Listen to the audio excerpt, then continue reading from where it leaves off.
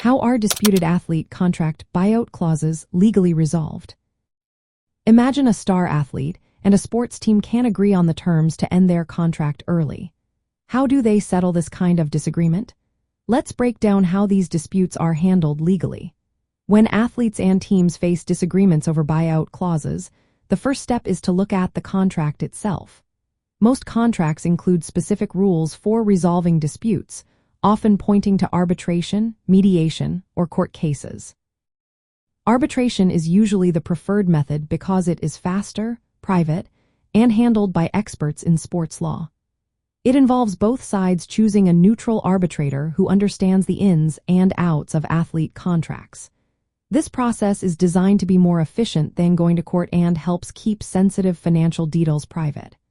If arbitration isn't specified, or if it doesn't work, the dispute might go to court. Courts will interpret the contract to see if the buyout clause is enforceable. They check if the buyout amount is a fair estimate of damages or if it is a penalty that can't be enforced. Courts also look at whether the clause aligns with league rules and sports regulations. Sometimes, buyout clauses are challenged because they seem to punish rather than compensate. For example, if a clause sets an extremely high buyout fee that discourages players from moving, courts might refuse to enforce it. Sports leagues and governing bodies also have rules that can influence how buyout clauses are applied.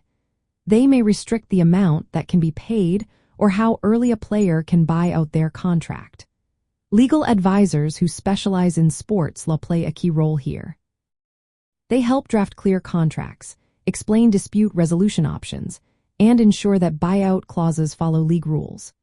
They also help interpret complex language about waivers, severance pay, or non-compete agreements that might come into play during a buyout dispute. In the end, most disputes over athlete contract buyouts are settled through the process outlined in the contract itself. Arbitration is the most common route because it offers a quick and confidential resolution. If that fails, courts step in to interpret the contract and decide if the buyout is valid under the law. This system helps both athletes and teams protect their rights while keeping the sport fair and organized.